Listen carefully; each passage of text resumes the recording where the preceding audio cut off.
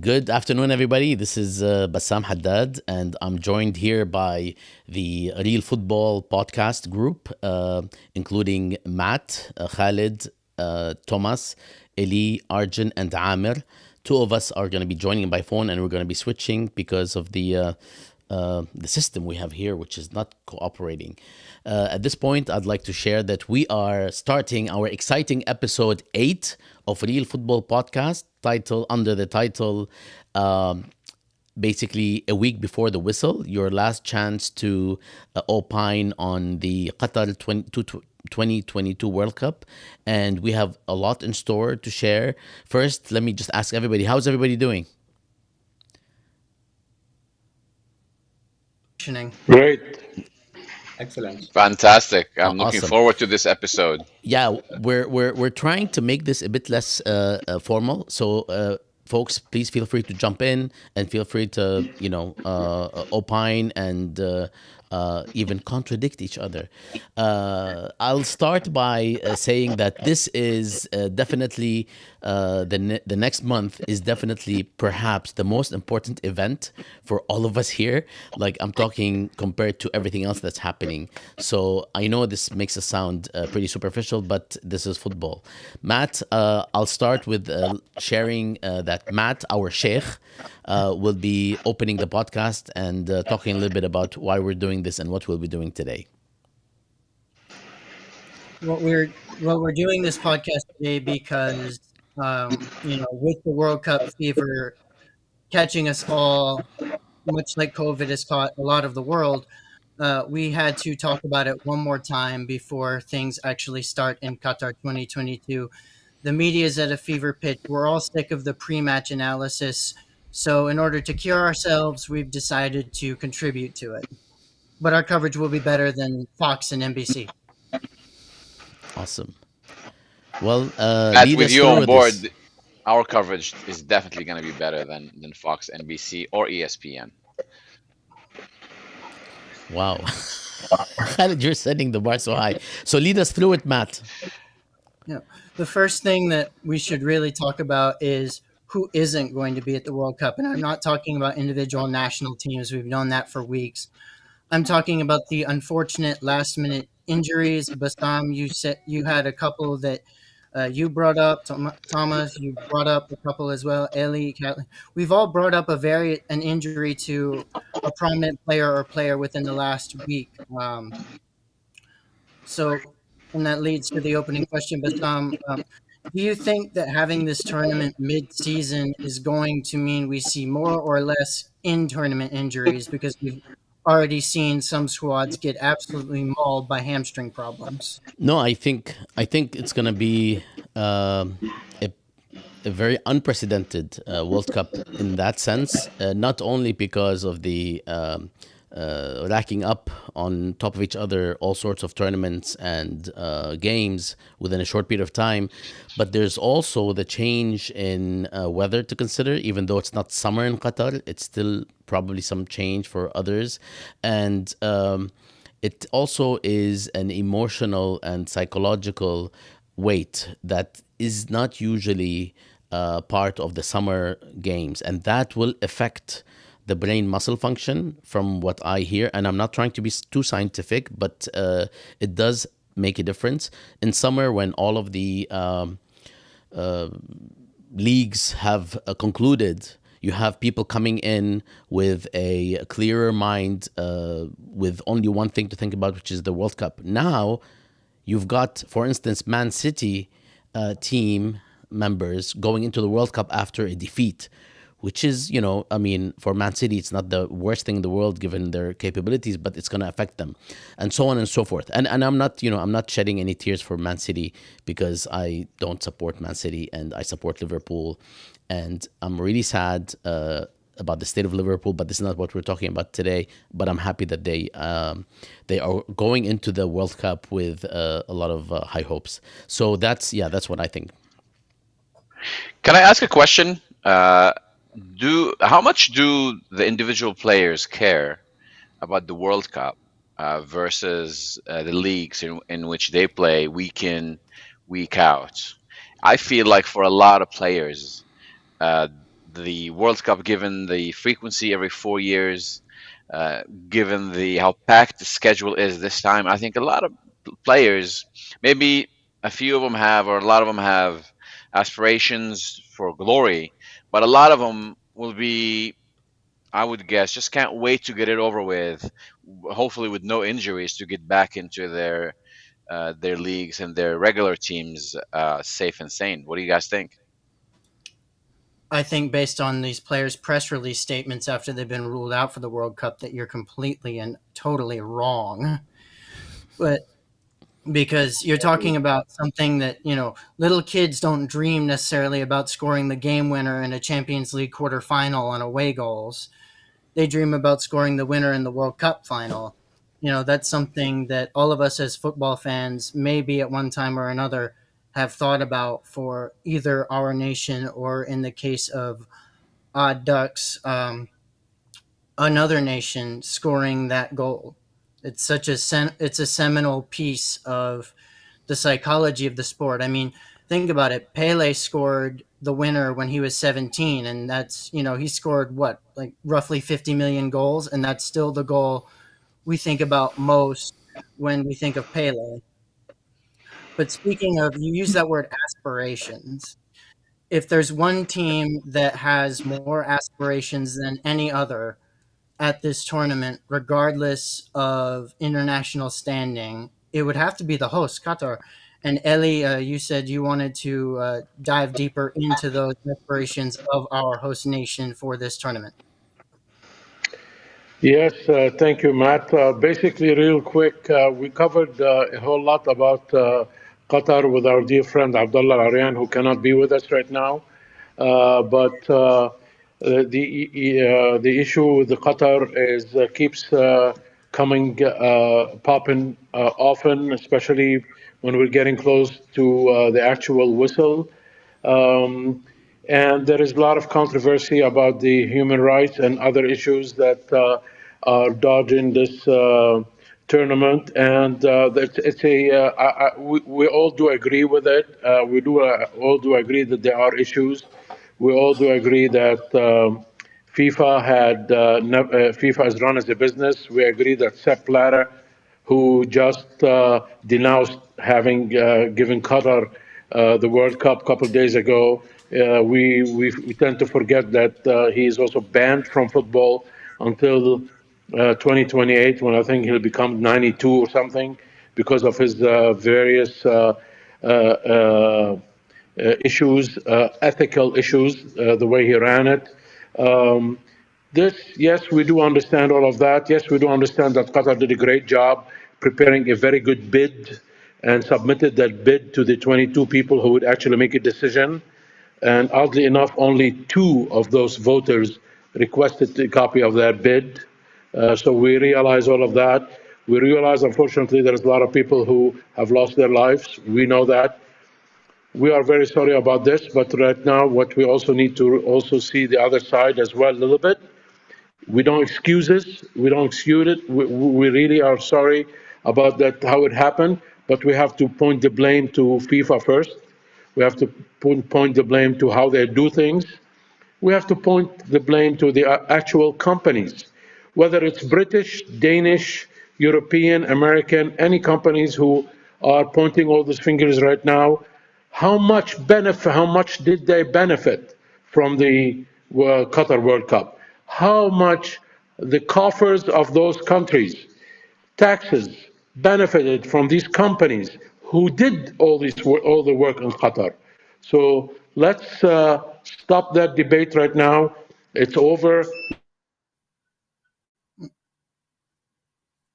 I think Ili just lost power, unfortunately, as he is based in Lebanon. But I think we got the main gist of his points. Bassam? I Well, do think also we have to factor in that even with all this controversy, Qatar still has 26 men who are representing their national team, and there's still football matches to be played.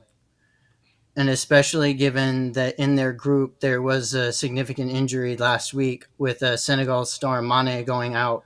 The fact that Ecuador is not very strong. In fact, I just looked at their roster. I recognized zero players. I think they're going to get through to the knockouts. Also, there's the not so small manner. Mane is going to World Cup, I think. He is, but at They the same announced it time, yesterday. how bad? You don't want to play on an injured leg. I don't know As who's you said, making that decision for if you're going to the Senegal, but World Cup, you're going to play on an injured leg. That's kind of the point. He's going even if he's injured because it's so important. So Mane will be there, and Manny will Senegal be will there. be. He's gonna make it. Mane will be there. Yeah, I think that the Senegalese federation released a statement yesterday or the day That's before. awesome. That was a very sad news when I heard it. yep, When Senegal. that he couldn't make it. Um, with that said, Thomas, and this was actually the entire impetus of this episode. Is you and I had a disagreement about the fate and fortune of the French national team. I think, based on some very admittedly fluky recent history, this is a prime time for France to have everything blow up in their face like it did in 2010 and 2002. You feel otherwise. I mean, it's football, so it's unpredictable. But if we look at the facts, and we look at the pros and cons of your argument, I think that eventually you'll realize that the situation is different. So obviously there are signs that the team is not at its best because the League of Nations campaign was not great. They lost twice against Denmark, and Denmark is an amazing team. To be fair, the second game that they lost was with a B team, so France didn't really took it seriously. But nonetheless, they lost twice, and they were clearly overpowered on the pitch. The main problem is Kanté Pogba. Okay, you're missing Kanté, you're missing Pogba, and these are just not only world class players; they are very peculiar. There is not a Kanté bis or a Pogba bis. There is one of these players are just so specific, and Pogba in particular was the best player in the last World Cup, at least for France. So the midfield is weak compared to what it I could mean, be. don't you have Kamavinga and I can't pronounce the other younger Tchouaméni. player's name. Hmm? Tchouaméni. Thank you. I Kamavinga couldn't. is a baby. Nobody can pronounce that guy's name. Tchouaméni is. I mean, you can pronounce it, but you can't read it. Like, don't try to read it. You try to read Chuchu. it, you're gonna go to hell. Just call him Chuchu. Chuchu. Chuchu. Tchouaméni is world class. He will become an amazing player. Kamavinga is still a baby, and the problem is that when you lose Kanté and Pogba, you have to replace them, and you replace them with Veretout and Fofana, which are not great players, by all standards, which are decent Ligue 1 players, but that's not world class. That's not international. So the midfield is weak, but and this is what is important. If you compare because in your argument there was an element of comparing to the previous failures of 2002 and 2010, and I think that if you look at the French team now, there are major differences. First, compared to 2010, the coach was inept, as you said it when we discussed it. Domenech was incompetent and stupid, and he had his group had no respect for him. Deschamps Didn't he fight with is somebody Nicholas who won the Anelka? World Cup twice.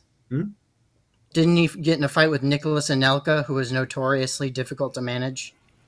Yeah, I mean, before that, I mean, the problem of the group having no respect for Domenech started in 2006. The group basically was self management moves during the previous World Cup already, and they kept Domenech because they were a bunch of pricks who were very happy with having a coach who has no power and is inept. But again, this is a different team and a different coach. The team now is much more mature, and the players are much stronger too, and also Deschamps is not Domenech. Deschamps is a winner. He's a winner. He's a pragmatic. He has no love for beautiful football, but he's a pragmatic, and you can see that he's going to the World Cup, abandoning his strategy of having a back five or back three, going back to a back four with three fullbacks. They say one fullback playing as a right back, and this is the secret recipe to win a World Cup for France. So Deschamps is pragmatic. And the other thing that I want to say is that France has Mbappe and Karim Benzema. And I mean, that's all. That's all you need. If they are in a good game, if they are in a good day, you can't do anything. You can't do anything. So it's just like, yeah, I mean, the team might blow up, but the team might be unbeatable. One coach who is decidedly not pragmatic like Deschamps, and for that reason he is not a winner like Deschamps, is Arjun and I's favorite, Mr. Gareth Southgate. Arjun, I just saw you pop onto the screen. Uh, why don't you talk about our friend dear old Mr. Southgate? Nice to join you all. So, on paper, England has an extremely talented squad. As a reminder, this is a team that should have won the Euro Cup. They were gifted a goal in the first few minutes of the finals, which was hosted in England at Wembley. They played overly defensive, went to a penalty shootout, and put on two players, actually three players, Jadon Sancho, Marcus Rashford, Bukayo Saka, who hadn't played the whole game. Bukayo Saka, it was his first penalty kick, I believe, in a professional game. So That's this correct. is a manager who has demonstrated extraordinarily poor judgment. This is a manager who probably should have been removed. Having said all of that, England has an extraordinarily talented midfield, right? Mason Mount, Declan Rice, Jude Bellingham, young, strong players. You look at them at the front, again, very strong. Although I take issue with the inclusion of Marcus Rashford, I think that was a mistake. Um, but they are weak in the back. They are weak in the back. I do like Kyle Walker. I do like John Stones. I do like the continuity they provide, both playing for Manchester City. But Harry Maguire is a disaster. Harry Maguire should not be on that team. Why he's on that team, I don't know. He has the capability of losing a game entirely on his own, as does Luke Shaw. Um, so let's see. On paper, again, they're a very strong team, but it's not just the coach. I want to make this one last point about the England squad. It's about their mental toughness. And that's what I don't know if they have that mental toughness. France does. Yes, France got bounced by Switzerland in the last tournament, right? In the Euro Cup. But that was less France losing that game and more Switzerland winning it. And so for me, the question is not just Gareth Southgate's poor judgment, is does England have the mental resilience to advance and succeed in a tournament that's not on European soil, given their historically bad record of playing in international tournaments and the debacle at the Euro Cup? I mean, we know they That don't have was men. that was passionate, Arjun. I And you take it really seriously. I don't know what else to say. and you and Guys, Thomas look like you're in the same room. yeah, 1 week from today, the World Cup begins. We're basically 1 week away. You can look at the timing. We're there. It's here. It's upon us. Got to get excited. So Absolutely. why does Southgate get so much leeway? Is it a federation Because, thing? because he's an No, I will tell investment you. PSA. I'll tell you what it is. I just think this is the way the Brits are, right? I think it's Not cultural. Brits. I think it's historic. I think they just have this thing where, oh, he's a nice lad. Let's give him a chance, right? He comes back after the loss in Euro Cup and they're celebrating him, right? I think the guy was knighted. He was knighted He after that wasn't colossal needed. That was collapse. a myth. And by the way, Arjun, it's English, not Brits. Scotland and Wales have their own national teams, and I will not be lumped in with the English. Yeah, well, good luck to Wales in the tournament. We'll That's touch a on, very important red line. that's the one thing you'll get a Scotsman and an Irishman to agree on 100% of the time. You call either of us English, and we're going to give you a nasty look at best. Arjun, another team that I think you think more highly of Tite and the setup of the Brazilian team than you do the English team. Do you think they're going to win, or do you think that once again Neymar is not going to lead them to glory? I have my pick to win it is Argentina. I will tell you that is absolutely an emotional pick. If Argentina makes the finals of the World Cup, it will end up actually being Messi's thousandth game as a professional footballer. I think he's surrounded by a resilient squad. And I give that preface because if you look at the brackets and all goes according to plan, Argentina will play Brazil in the semifinals. Um, Look, Brazil is extraordinarily talented. I think on paper, the two most talented teams are probably Brazil and England. Brazil probably is at the top. Brazil's But defense Did you is say better than I England? ever remember. yeah, on paper, I think so. Yeah, that's my opinion on paper. England. On paper, but here's the thing. I What think what they kind get of paper is that? well. I mean, that's what a lot of the big bets and sort of I know. It's just smart like money says. it just sounds so counterintuitive. So here's the thing. I think like England, Brazil gets strongest. They're strongest at the front and weakest as they move back. And so you look at the front, right? You've got Neymar. You've got an embarrassment of riches, right? Like I actually You've think got an Vinicius embarrassment Junior of the same could players. potentially win the Golden Boot. It's weird. Potentially, I think he's having an extraordinary season with Real Madrid. Um, I think they've got a pretty good midfield. I think defensively they are a bit weak. I actually like the inclusion of Danny Alves, um, despite I the fact don't. that he's old. He's not just old, he's ancient. What are you doing with a I, I, 40-year-old I will fullback? tell you why. I will tell you why. It is because, like England, Brazil has also demonstrated a lack of mental toughness. They are serial underperformers. And in that environment, you need somebody who has emotional and mental toughness. What will Brazil do if they go down 1-0, right? Against a team like France, for example, right? What happens if somebody stuffs the box with 8 players? Are they going to get emotional like they did to Germany and lose 8-0? Right? That happened. We 7-1. all remember that in the semifinals. It was 7-1, but yes, There you go. Right? There you the go. Thank you for the issue with encyclopedia of the that group. game is they were missing Thiago Silva. People always focus on the fact they were missing Neymar for that game instead of the fact they were missing their captain and their defensive leader. And Dante turned in one of the most disastrous performances I've ever seen from a defense. And I So watched. did David Luiz, right? I'm just David saying, Luiz. look, the more and more we understand about sports, and this is cross sports, this is basketball, this is soccer, so much when it comes to these big games, it's about execution, but it's also about mental toughness. It's Arjun, who you has use that S that word mental again. strength.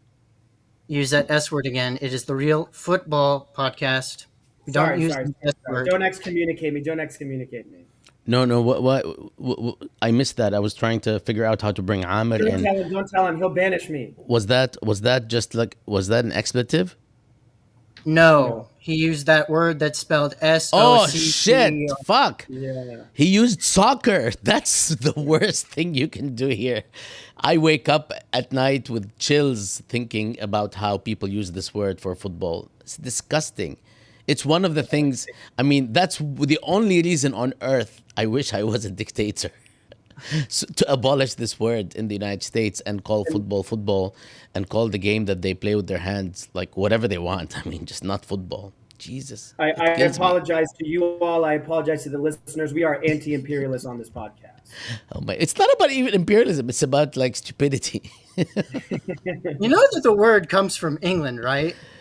And that Yeah, they because only got because snobby the about English using the it after English it came here and became popular here because of a typo in a newspaper. They scrambled AOSSOC in a newspaper and they turned that into soccer somehow. it sounds like something will happen that will happen here. Only in America, right? Oh man, No. don't Are you having any luck my bringing blood pressure Amr just on? shut up. Let me check my blood pressure. No, I'm joking. Are you having luck bringing Amr onto the show, Bassam, or He's gonna join when either Arjun or Khalid or somebody drops off. all right? Okay, so shall we talk about the groups? The team, there was actually a couple of teams I wanted to talk about in terms of dark horses and disappointments because, yes, we talked about England, Brazil, and briefly Argentina. We'll touch more on them later because I know Bassam, as one of the bylaws of the Real Football Podcast, you must spend at least 2 minutes and 30 seconds waxing poetic about the greatness of Lionel Messi. I Um, don't have to spend any time on this. It's self-evident. I mean, I sent you guys a video the other day. It's, I mean, even at like, what is he, like 42 now? Even at this age, he's he's 35. just like unparalleled. I know, Habibi. He's unparalleled. I mean, sure, and he will not only win the 2022 World Cup, but they're going to make a revision, some historical revision, just like what happened with the history about the Ottoman Empire's decline. They're going to actually award Argentina the 2018 World Cup as well. No, we keep this one. Oh shit! Sorry, I forgot that Thomas was on the call. Thomas was on the Take call. another one. Take it from the Germans. They deserve it. 2014. All right. So should we go to I'm the think groups? I was thinking we should talk about the potential underdogs who are going to make noise, and of course, given my shirt, Oh, sure.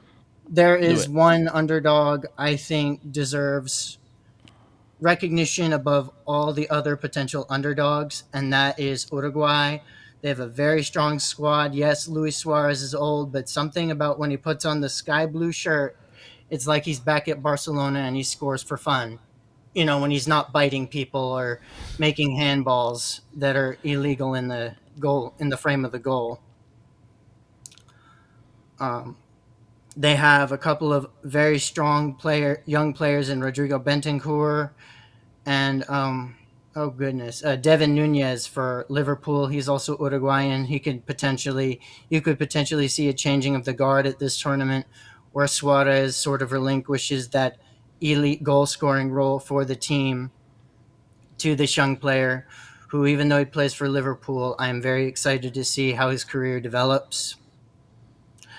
Another team that is worth inclusion in the underdogs who could do a lot of positive surprising is Team Canada, who, by the way, in our last episode, I incorrectly cited as having made the 2002 World Cup. That is not correct. They actually made their other World Cup appearance in 1986. That's a redaction.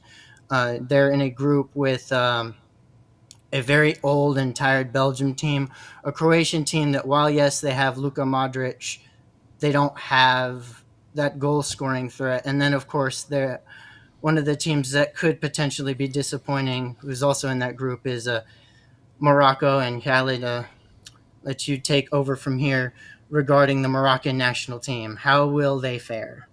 Yes, as I've shared with the group before, the team is comprised of a number of very good players that play across Europe, from Hakimi to Ziyech to Mrabat to Bonu in Sevilla, and so on. So individually, these players on paper are excellent. We lost Bassam. I hope we're still live. You are. We're still Everything is good. broadcasting. Great. So that's been the history for a long time now. Maybe since 1986. That was the last time Morocco really shined in the World Cup. And that's the memory that stays with all Moroccans until today. But yeah, I was saying that although on paper the individual players are super talented, there's always questions around cohesion on the pitch, being able to play as one team. There was a lot of controversy, or controversy as the English like to say, around the coach. As you know, there was a last minute change. The previous coach had the charm of of an angry Viking in the locker room. Was not really able to bring the team together, caused a lot of infighting. Some would say that he was a disciplinarian like Toma. I think you hold this view, but um, that was not This conducive to the team spirit. The new coach, who's a former player who won the African Cup with Wydad Casablanca, I think, who's super media savvy, and who's got the charisma to bring the team together. That's a positive thing, but questions remained around the performance of the team as a single unit in cohesion.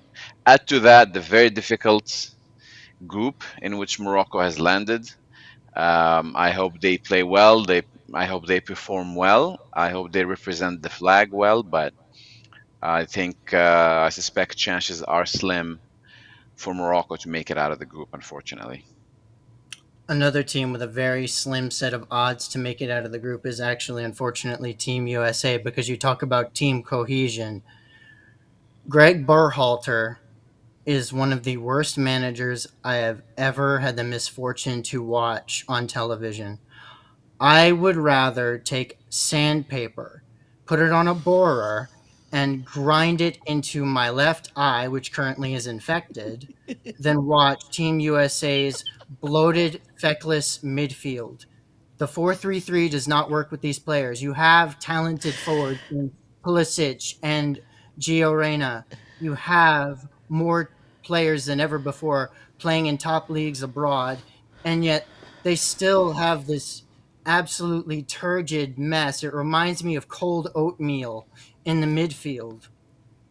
Just nothing moves smoothly. It just, and especially because they are in a tough group where there is England, the obvious favorite. There is Wales, who for some reason is still able to take advantage of Gareth Bale's talents, despite the fact that he should be well past his prime given his atrocious injury record. The man shows up in big games, and this technically counts as a big game because this is Wales' second ever World Cup, their first since 1958. So that's two games where the U.S. is already at a disadvantage. And then there's a game with Iran, which is always very politically charged, not to get into any of the super heavy details, but no, I so think I we can don't. say death to the great Saturn. I mean, this is this. You want to speak about anti-imperialism? This is the kind of game where you have to be for Iran. You must be for Iran. Well, even if I'm not for Iran, if they're working through that cold oatmeal midfield, it's not going to matter how I feel one way or the other. Well, the thing is, the obvious thing is, let me take this off of my face. That was hard. The obvious thing is that, yeah, like Thomas said, as much as, one of the things I actually really support when it comes to quote unquote patriotism is the US soccer team. Oh my God, I said it, the football team. What? I said it. It's I said okay. It's soccer. their official name, Bassam. You're excused. Fuck. It's basically the U.S. football team because I want football to become more popular here. It's killing me that it's not, and then you watch all these things on TV, and it's like, yeah, what's going on in a baseball game that lasts 16 hours? And anyway, so the idea here is that retribution for 1953 should take place on the field, and Iran should win the group. So we'll see. Oh, that's The other, because for those who are watching, that's because the British and the Americans conspired to remove a democratically elected Prime Minister Mohammad Mossadegh in 1953 and install the Shah, who became the dictator that actually gave us the Islamic Republic in 1979, which is now also under pressure as a result of all these protests that we are watching as we speak, and so on and so forth. The US and Britain started all of that and this would actually be a correct use of the term Britain. with a grain of salt. Fun fact: I actually own an Iranian banknote with the Shah's face on it. I don't remember how I got my hands on it, but it's one of the most interesting trinkets I own. So one interesting tidbit is that there is a lot of money that's coming in on the United States somehow to win the World Cup, to qualify from the group. And so actually one of my favorite bets for the tournament is USA to finish bottom of the group, which pays plus 400. Um, and so $1 pays you I mean, five. that's free money. Yeah, I think there's a good chance. I mean, I don't see them getting through the group, and I see them being third or fourth, and I could absolutely see them being fourth in that group. Another That's the team that weakest group anyway. So I mean, they will make it. Like Wales and Iran. Seriously, these are not like real teams. If you cannot like get out of this group, you're really like worthless as a team. Which I sincerely hope is the case for the US because I really don't want the US to be a football team. But technically, they should be able to make it. Another team that has absolutely no shot, in my opinion, of making it out of their group is Saudi Arabia. For they, Are we looking at the teams that are not going to make it?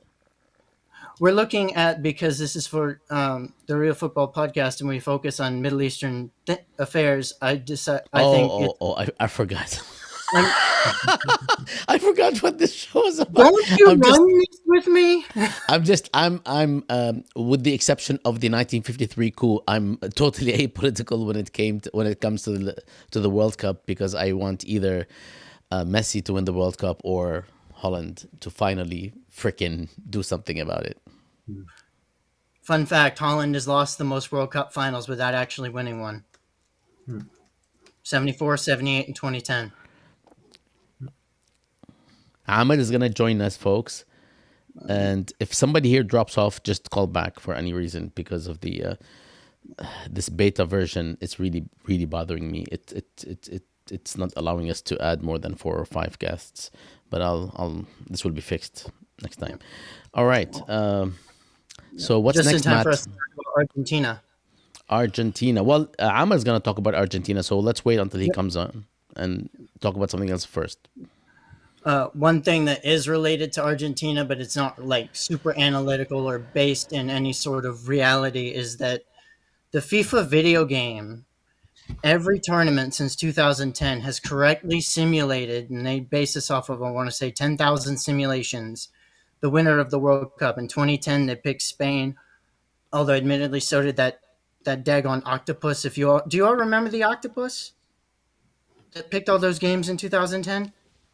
I remember. Yeah, Paul the Octopus picked Spain. In 2014, FIFA picked Germany. In 2018, they picked France, and they've actually picked Argentina this year in the video game simulation, and England to get knocked out in the last 16. So let's see if a bunch of computers can get that right before we really dig into Argentina's roster. But while we wait for Amr, I was going to say, Matt, I agree with you on Uruguay. I think they're a very dangerous team. I think Portugal is missing a few key players. I also love Valverde. He's Uruguayan, right, from Real Madrid. Yes, he is. He's unbelievable. He's had a breakout season. I think he could have an extraordinary tournament if they give him a little bit of freedom to play in the midfield. Um, and again, Portugal is a team, despite winning the Euros some years ago, I think they're a team that lacks mental toughness. I'll take the other side on Canada. I don't. I like Croatia. I think they're a solid team. I think that's a team that's shown a lot of resilience. I don't know that Canada makes it out of the group, and my guess is that they don't. I don't know if they'll make it out of the group, but at the same time, it wouldn't surprise me. And this is one of those weird psychological things about sport that we're all vaguely aware of. When you have no expectations of success, that can sometimes work in your favor because you're not as stressed. You're not worried about whether the Daily Mail is going to have a go at you or L'Equipe or oh gosh, what's that German newspaper? Is it Bild or Blid? Build. Thank you. Build. Thank you so much. I can never You know remember which way those letters go, but Canada doesn't have a national press that's going to go after them even if they do fail. That's reserved for their hockey team, although admittedly, I don't, and I know this is the Real Football Podcast, but Canada's hockey team is undergoing such a major scandal right now. Even if Canada loses all 3 games, I don't think the backlash is going to be there. Hmm. Yeah, to come back to Uruguay for a second, they had the same coach for like maybe 15, 20 years, Tavares, and he left last year. So it's their first competition without Tavares as their head coach, like since maybe the early 2000s. And that's a major change because he turned Uruguay into like one of these powerhouses in Latin American football. And I think the new one is Alonso, is like younger, and that's I think that what is happening with Uruguay is typically this kind of moment where you have the old guard, Godin, Suarez, Cavani. Cavani, Suarez, etc. We were playing the last tournament. If they start the games, I'm not convinced because these are very old players, and the team needs energy. Uh, so I would say that Uruguay was more like a contender like 4 years ago or 8 years ago than now. Um, they made I am completely biased in saying this, but I believe having Rodrigo Bentancur in their midfield is going to add that dynamism they need. And I'm not just saying this because he scored 2 goals in 2 minutes for Spurs yesterday to snatch a game from the jaws of defeat that we totally didn't deserve. mm. No, Betancourt and Valverde are amazing players. That's a fact. But we're still waiting for Amel. Amir is on. Are you on, Amir?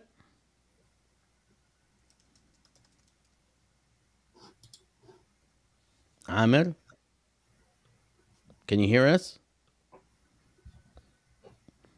Amir is a surgeon and he's sort of might be on call. So maybe he got something a bit more important to do. All right, yeah, let's talk about something else in the Yeah. meantime.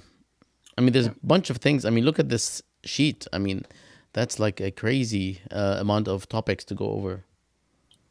I think I know what the most contentious game in the tournament is going to be. What? The Iran, ugliest USA. game in the no Is worse than Serbia, that. Switzerland, because Switzerland, Because they are going to do the Albanian the Eagle. Albanian nationalism symbol. Yes, Yeah, they are going to do the double-headed Albanian double Eagle. eagle. Yeah, There we go. There we have the man himself. Amir, you can't hear I us? Can you try to talk? Hello? Huh? Can you hear me, gentlemen? Yes, sir. We're looking to welcome to the Real Football Podcast. Thanks for joining us from your car. We just started talking about Argentina, and we need your bit about Argentina. What do you think about its prospects and whatever else Matt wants to ask? Well, I think Argentina has always been a team full of individual talents. Yes, I know. From the get-go of the World Cup tournament, they've been competitors. The first tournament, 1930, they reached the final. Um, they've always You been said competitive. 1930? yes, that's 1930, correct. Yeah, yeah. They yeah, lost to the Just they Portuguese. reached final confirming. and they lost to Uruguay 4-2. Uh, Actually, before the World Cup, they also were in the final in the Olympics final game, and they also lost to Uruguay. So they've always been competitive from the get go. Uh, Unbelievable individual talents. They have the best players in the world: Messi, Maradona. Uh, but then, as a team, that's when the problem comes. They don't play always as a team sports. But this year is But I different, think right? this year they The have past, a yeah. solid coach. Yeah, I like the coach very much. So I'm hoping that he can, uh, integrate them in a, team playing skills and possibly win the cup. They don't Yes. play as flashy as previous editions, but I think their defense, especially, is very cohesive. They have a game plan and they stick to it, which, especially in short bursts like tournament setups, is very important. I don't think Argentina is going to win a lot of sexy games, although admittedly that might put six past Saudi Arabia because, well, um, but they are a cohesive unit. They have a good mix of young players and old players, so it would not surprise me if Bassam realizes his dream of watching Lionel Messi lift the World Cup. Can't wait, But can't wait. And Amr, are you jeopardizing your family while driving, and being on the podcast? I mean, I would Not totally do at this. all. I am using a hybrid technology to for self-driving as well as interacting and monitoring. That's that's wonderful.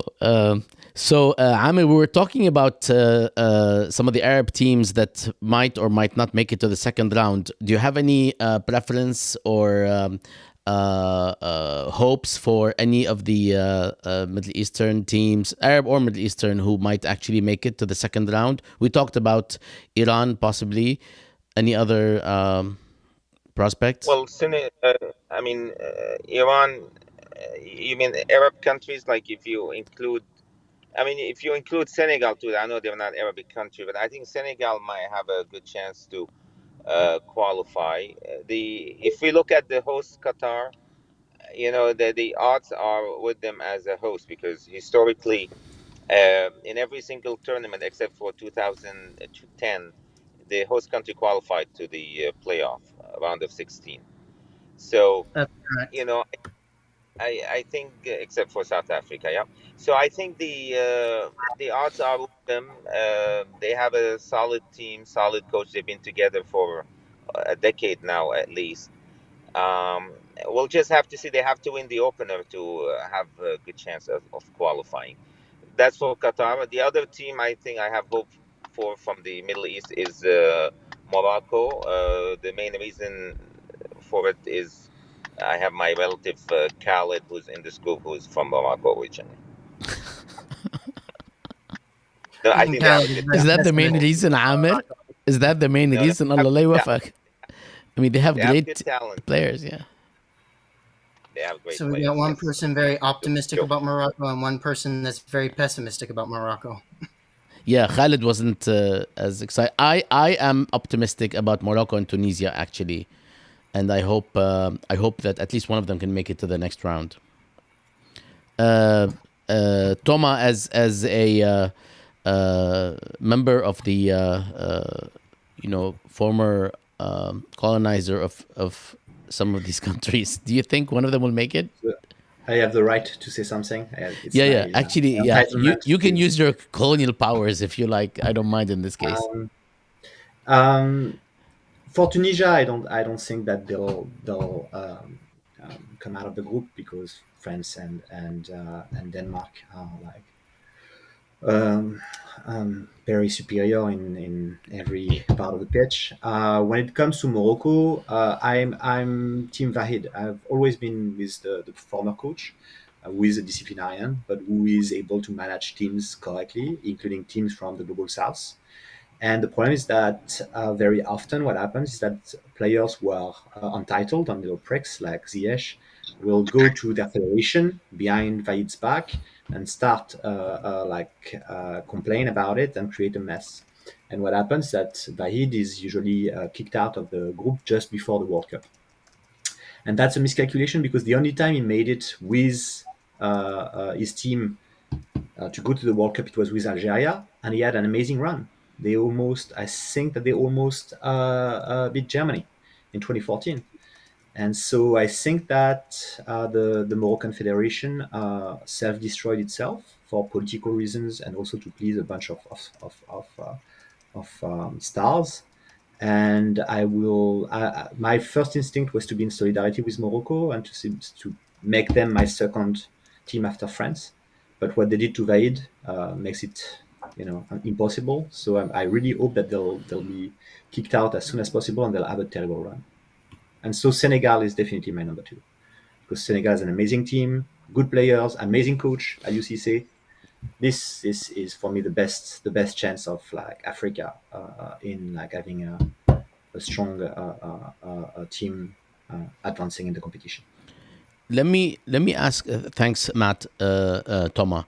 Let me ask something that is more sort of like historical, structural, and that is: do you all, and given that I respect everyone here, and even those that dropped off, thanks Khalid for sacrificing yourself for the Syrian, given what happened in Syria the past 10 years, Amir.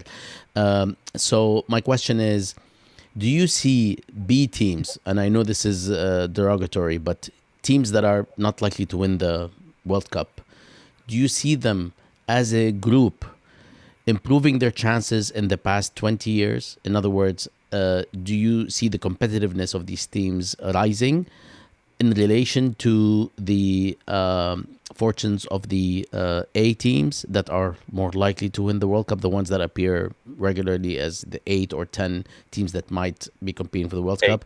That's eight. that's yeah. That's Do you see them? I mean, I do see that personally because of various forms of uh, various factors, including finances and training and the back and forth between Europe and these countries where their players are playing in top clubs. I think so, but I would like to put this question to everyone here, starting with Ahmed because he has a precarious connection, even though he's stopped now. You look like you're stopped. You're in traffic, so. The car stopped, but my brain is still functioning. But to answer your question, I think the World Cup is a very difficult tournament. Only 8 teams, I think, won the World Cup since it started. I think only 13 teams reached the final. So it's likely that one of those 8 teams will win. I mean, if somebody, if you call them B team or ones that if we're gonna see a new champion, I think it might be one of those who came close to it in the past, such as Holland. But I don't think we're gonna see Excuse me, Holland is Belgium. not a B team. It's an A team that's not Right? winning the No, World Cup. no, you're right. They were 8 team, but they never won the World Cup, unfortunately. Even though they deserved in the past to win it twice. They deserved, I thought. Three But times. no, but the third time Spain, I would say. I mean, I thought the 74, 78 they could have won the World Cup because 2010, I thought Spain was the dominating team in Europe then. 74 obviously, and 78 they played against the hosts, and maybe if they played anywhere else, they would have won the World Cup. So anyway, they could a team like Holland can make it. Um, we'll see in the final four. 3 of those dominant teams. There's always a fourth team who's the dark horse, or we call it the black horse in Arabic. Um, but I think this time around we're due to see a Latino champion, being Brazil or Argentina. Is my guess gonna win the World Cup? Thank you. Others on the overall performance of teams that are not usually likely to win, not just in winning the championship, but is their level increasing and approaching the top contenders over the past 20 years? Toma, and then Arjun and Matt.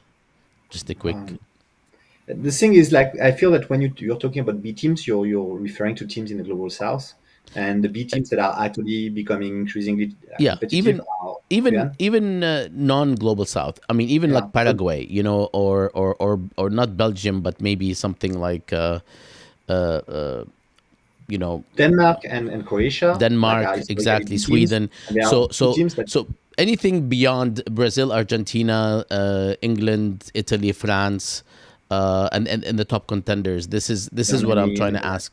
Yeah. yeah. No, no. I think that when you look at Croatia, last time they could have won, and actually the display on the pitch was stronger than France for sure. And if you look at Denmark, the way they've been playing, and the Yeah, team is not that strong when you look at the players, but the way they've been playing for the past 2 years, it's been awesome. I've this been is watching that. really good football. This Yeah. is really good football. So, like, if I have to pick a B team that would, like, in my opinion, be a very like a great winner of the World Cup, it would be Denmark, um, and Senegal, because Senegal has an amazing team too. I mean, I would just, like, if you look at the players in Senegal, they can do something. I believe that they can do something. So that's my conviction. Thanks. Arjun? So I think the B teams are much better today comparatively than where they were 20 years ago, 30 years ago. But I also think the A teams, because of the money, the domestic leagues, are also so much more developed and better. And so I actually feel that the gap is growing. So that would be my take. They've gotten better, But but everybody's so gotten better. yeah. Okay, that's not good news if you're right. Matt? I'm more inclined to agree with Arjun, but take example, and I'm just going to use two examples that we've already spoken about today briefly, Tunisia and Iran. Each of them have made, this is now their sixth World Cup, although, fun fact, out of the six World Cups that both of these nations have made, they've been at the same tournaments five times, with the lone exceptions of Tunisia appearing in 2002 and Iran in 2014. They still always have been knocked out in the group stage. Yes, we have individual talents, individual talents that are certainly getting more and more world class from these so-called B teams, like the Sadio Manes of the world. Um, I know they didn't make this final tournament, but the Mohamed Salahs um, and individual talents like this. But in terms of actually catching up, I think there's probably still another 2 decades of development before you see one of these teams really make a deep run. I say knowing full well my track record of predictions is absolutely horrific, so this guarantees at least one team from the Global South making the quarterfinals.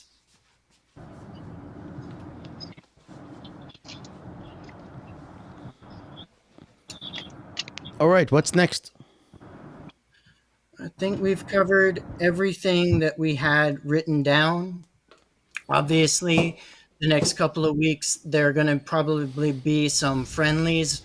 Well, actually, no, not even the next couple of weeks. Over the next week, I think there's going to be some international friendlies for final tune-ups, potentially. Hopefully not, because I'm already No scared about friendlies. the injury prospects.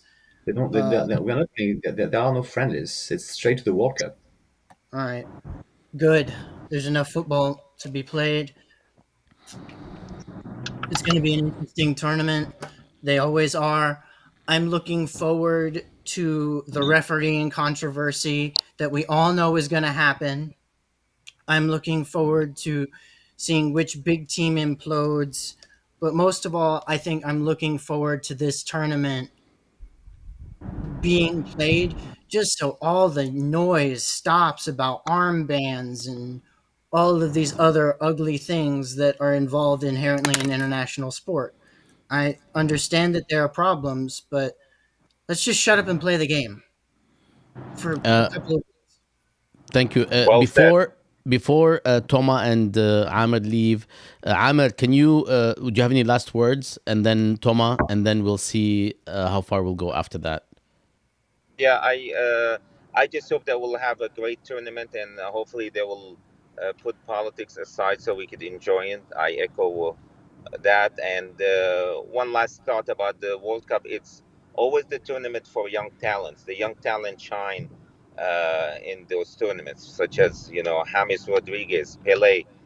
This is the time for those young unknown talents to shine. So we look forward to see who's going to be the next shining young talent in the Who's a World Cup. Thank contender you. in your view? For young talents Yeah. in this tournament, I think it could be that Brazilian guy who plays with Manu, the one that they just bought. Anthony. What's his name? The wing, the Anthony. Yeah, Anthony, something like that. It's very difficult to predict, but I mean, it's probably going to be a Latino talent. But who knows? There might be more than one. Thank you, Toma. Any Thank last words, including on the question of talent, and because yeah. and then maybe you can drop in on this thing that I want to talk about very quickly before we close, and that is who are the players that seem to be rising that but kind of didn't make it, like the Portuguese wow Felix. Um, uh, I think that in terms of the talents, this is like kind of always the same discussion. Like for typically Brazil has like 20 players who have the same kind of profile and who are amazing, but in doing the same thing. And this, for me, this is a team that I will likely enjoy seeing self-destroying, because this is like all the same players doing the same thing. I'm looking forward to Brazil imploding. In terms of the talents that I'm going to follow for like personal reasons, I really want to see if Chouameni and Camavinga can be the midfielders of the future. Because if they like, it's the question. No, now they are in charge for uh, conjunctural reasons, and they have all the talent. So it might be like the beginning of like a 10, 15 years reign in football if they make it. So I'm really looking forward to this.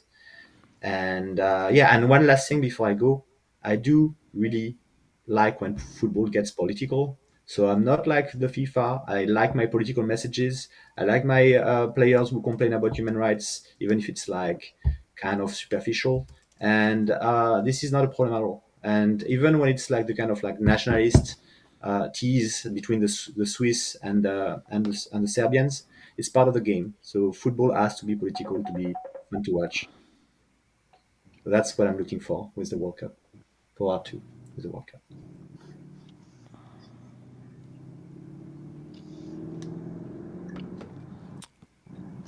All right. And Arjun, did you do your bit? Your last bit? Lots of stuff to look forward to. Amer's right. There's always going to be a few rising stars. Sometimes coaches got to get out of their own way. For example, I'd love to see Julian Alvarez play more than Lautaro Martinez for Argentina. I think Tomas is right. That French midfield, those young guys from Real Madrid are straight scary. And if they're given an opportunity to play together and play well, France is going to be hard to beat.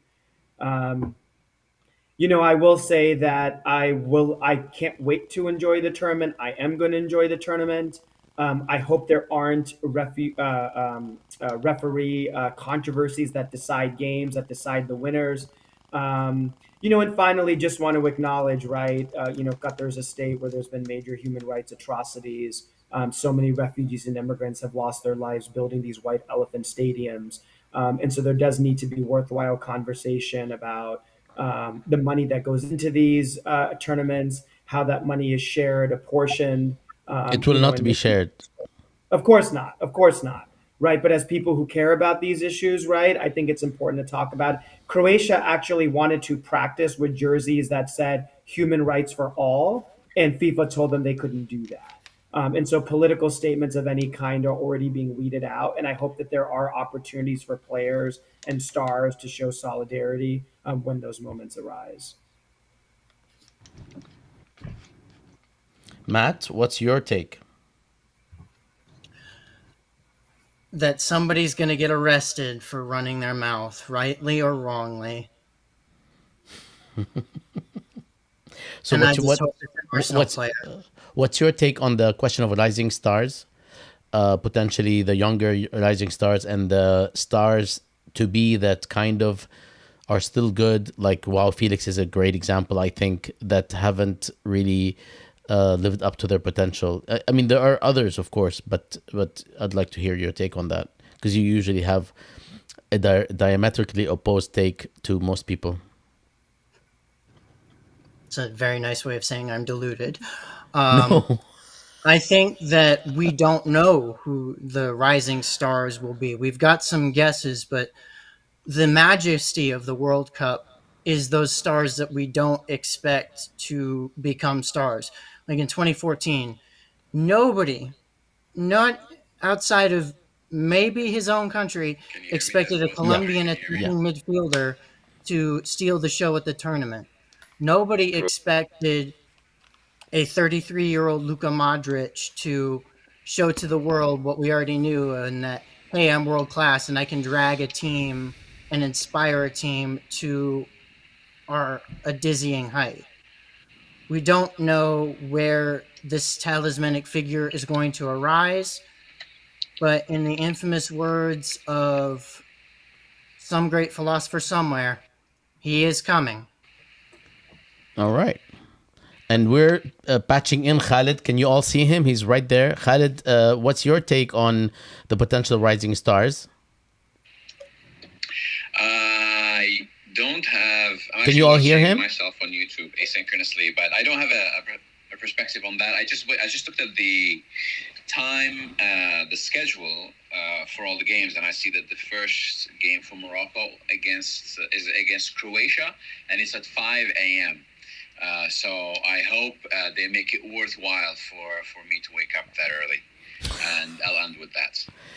All right. Well, we actually now have a lot of room because Amir dropped off or he had an accident, and Thomas is gone. So But Sam, can I say one last thing? I'm sorry. Yeah, I mean, you can say a lot of things. Yeah, it's just amusing to me how you mispronounce words. Yeah. So my latest favorite one is how you mispronounce Joao Felix. It's not wow. It's Joao. Thank you. I actually was wondering because I thought if I don't say the j sound, and it's an erroneous pronunciation, it's less jarring than say joao when it's actually wow. So okay, who's the other person that we do this with? Diego Jota? Is it Jota or Jota? Jota, it's He's Portuguese. Portuguese, so it's Jota. Jota. Okay. And Joao is also Portuguese. Who doesn't say the J? It's in the Spanish, but The the J is pronounced like a H. Ah, man, interesting. Okay, all right. All right. So, well, this was our first. I apologize. Our first podcast on the World Cup. We will probably try to meet once every week or 10 days and do a follow up. And next time we will make sure that everybody's gonna be able to join at the same time because it kind of rattled us a little bit. It rattled me because I'm trying to coordinate the ins and outs. Thank you all for joining. And if no one has any final comments, we will see you on episode 9 when the World Cup has already started, and we'll enjoy thoroughly what's going to happen the next month. Please try not to have any wars besides the Ukraine wars. Khalas, it's too late for that. Try not to add any more drama in the past month. Put all of the hostilities and potential evil things on hold so we can enjoy the World Cup. Anything else, folks? Thanks, Arjun. Thanks, Matt. Thanks, Khalid. And thanks, Amir. And thanks, Toma. And thanks, Eli. We'll see you next time. Take care, guys. It was fun. Thank you. Thanks, guys.